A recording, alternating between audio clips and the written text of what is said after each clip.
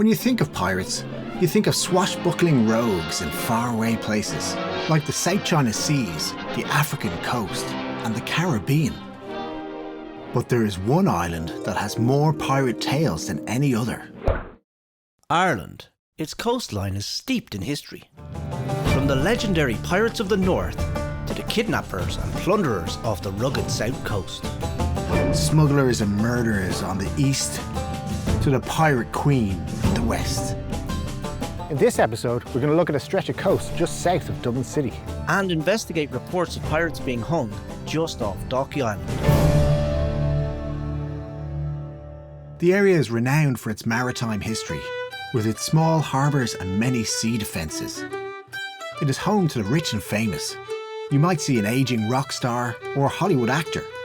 But if you go back before the towers and the houses of the rich, the coast was alive with rumours of pirates and smugglers. In just a few kilometres, we've brandy smugglers in Bullock Harbour, a pirate cave in the cliffs, shipwrecks and reports of sunken treasure, and the pirates hung in chains off Dalkey Island. To find out more, we're going to have to dig a little deeper. So we decided to do some research. Pirates were big news back in the 1700s. So we searched the newspaper archives to see if anything would pop up. Luckily for us, these pirates made the headlines.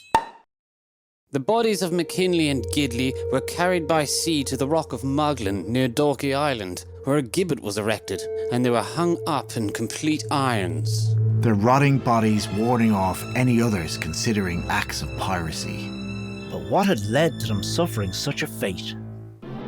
Our view of pirates has been influenced heavily by the daredevils portrayed in the movies.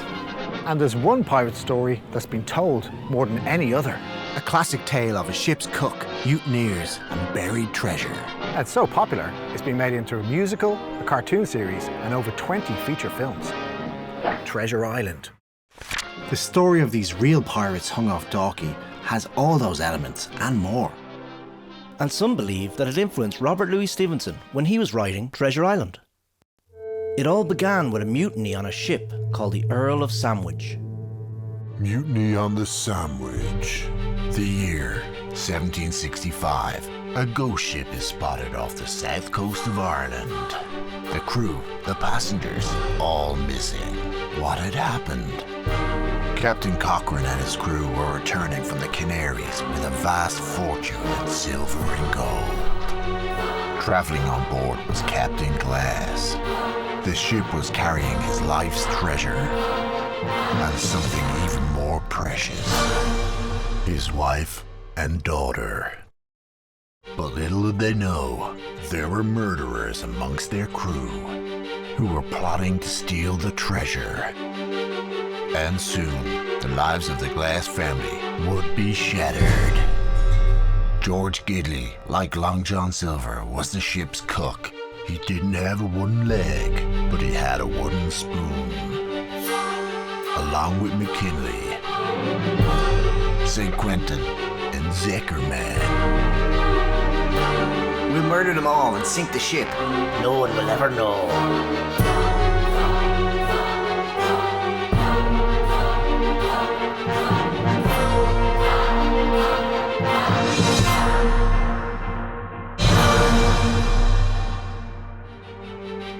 There you are, precious.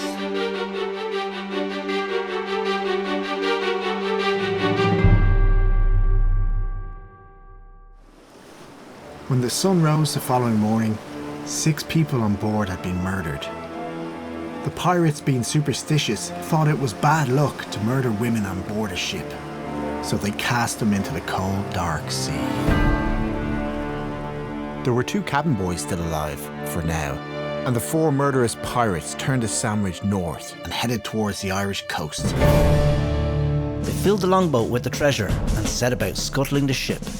They rowed towards land, leaving the ship to sink and the poor cabin boys to drown in the icy waters.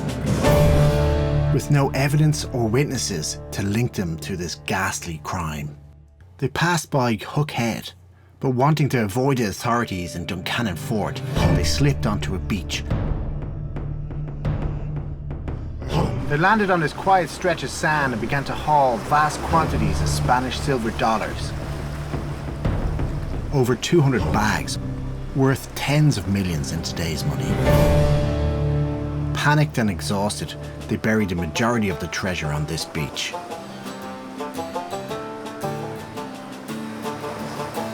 That's how this beach got its name, Dollar Bay.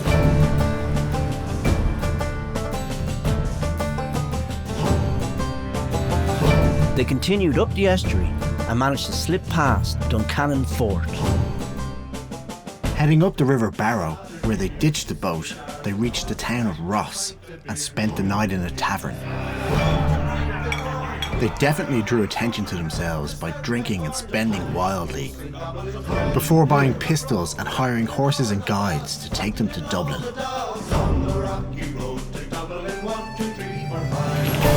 Hundreds of miles away from the crime scene, this gruesome quartet must have thought that they'd gotten away with it. But soon the tide would turn.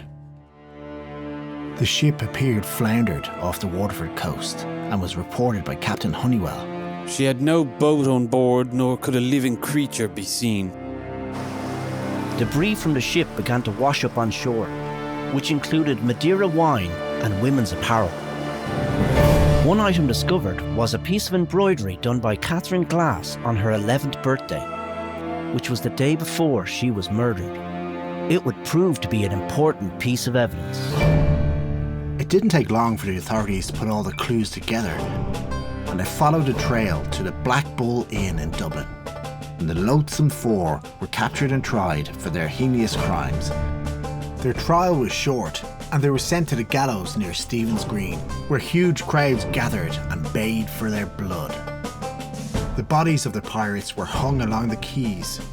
McKinley and Gidley, the ringleaders, were eventually displayed on Muglin's Island. Their gruesome deeds still shock us today.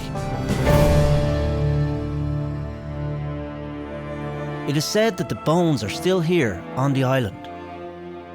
But what about the treasure on Dollar Bay?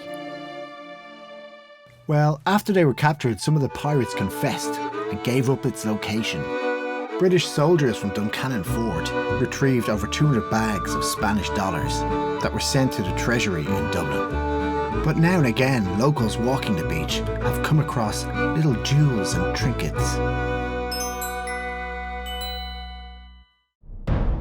And that was the tale of the mutiny on the Sandwich. There's plenty more treasure to be found along the Irish coast. So join us next time for more tales of Ireland's pirate past. Arr!